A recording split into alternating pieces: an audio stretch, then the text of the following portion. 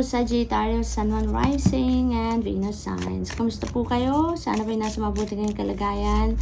Welcome back po sa Star Tarot. Kung bago kayo rito, welcome na welcome din kayo. And thank you po sa inyong suporta. I truly appreciate it and God bless you all. Tignan po natin ang mga messages ninyo for today. October 15 to 21 po ito. Weekly reading ninyo. Una mensahe ninyo, napakaganda, needle and thread. A sincere wish will be granted.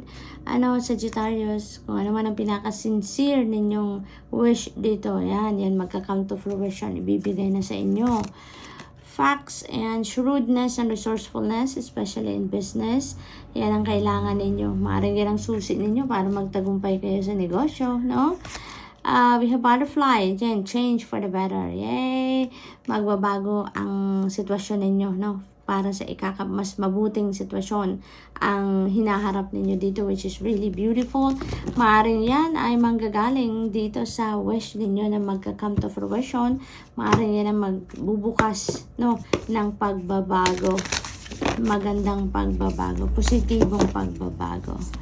So, we have breathe through the tension. Ayan. So, maaring tensionado nararamdaman ninyo ngayon. No? Maaring tensed kayo sa mga sitwasyon sa buhay.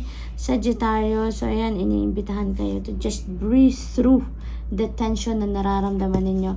Maaring natetension kayo dahil maaring may expectation kayo para sa sarili ninyo at napipressure na kayo. Kaya maaring yan din ang nagkukos ng tension sa sarili ninyo. See the bigger picture. Ayan, full moon in Sagittarius. There's some kind of ending dito na mangyayari, no? Endings.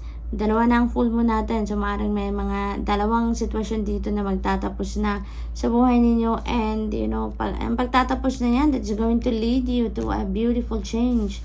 No, Sagittarius, napakaganda lang.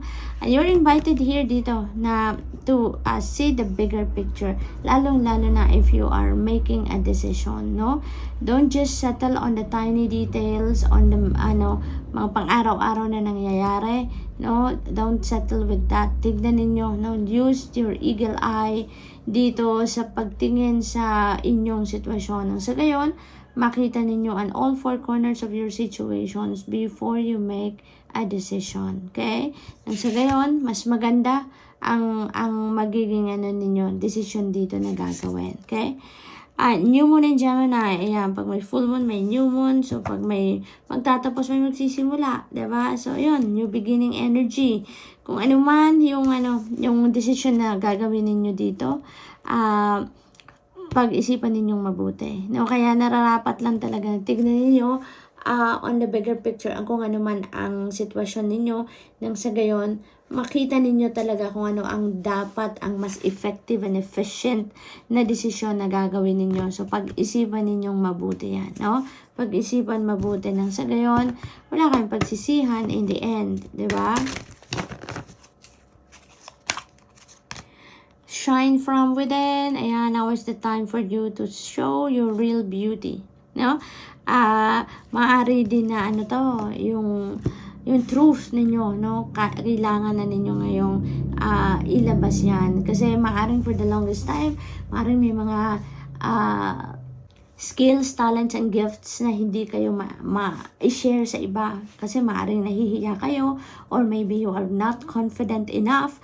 No, maaaring ganun ang ganap dito, or may fear kayo. But now, sinasabi ng card na to, now is the time for you to reveal your true beauty, Sagittarius. Pag malaki ninyo yan, be proud of yourself, kasi parte ng sarili ninyo, parte ng buhay ninyo yan. So, might as well embrace it, diba? And i-flex ninyo yan.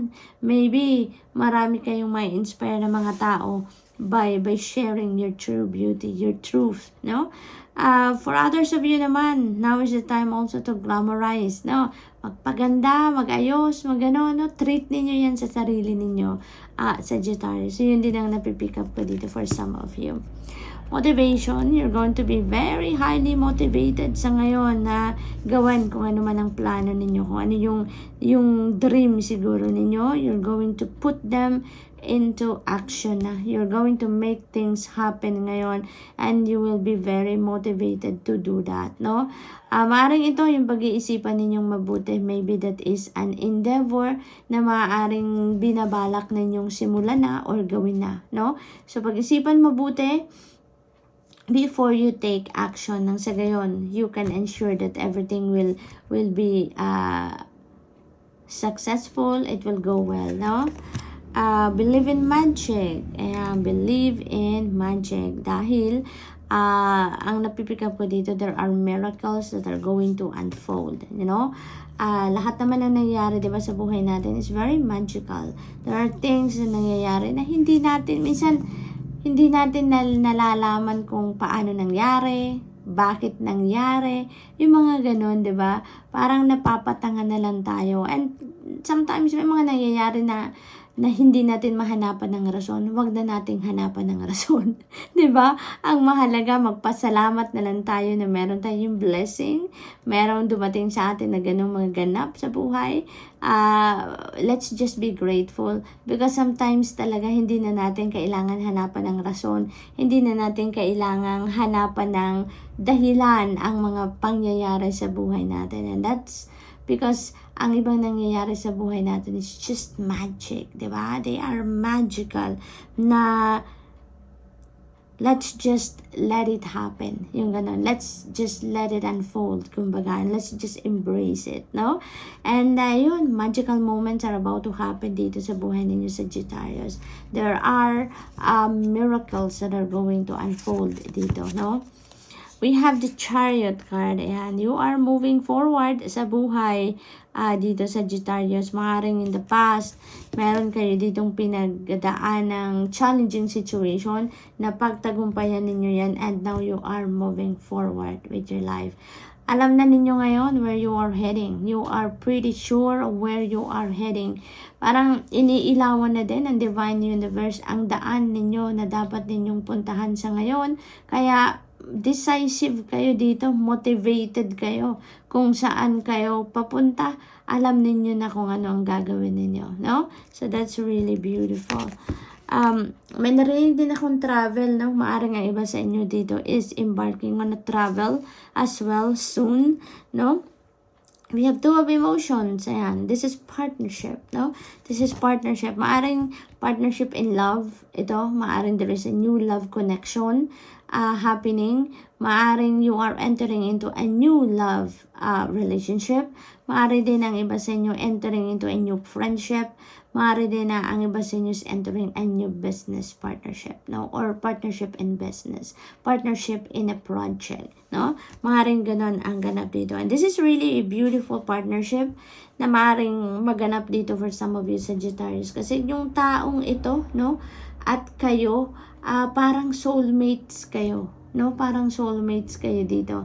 Na pagkakilanlan pa lang ninyo, pagsisimula pa lang ninyo ng kahit anong klaseng relationship ang meron kayo, parang alam ninyong click na click kayo. Mararamdaman ninyong in sync kayo, click na kayo, you are on the same page all the time, no? Kaya napakaganda ng relationship na sisimulan ninyo dito.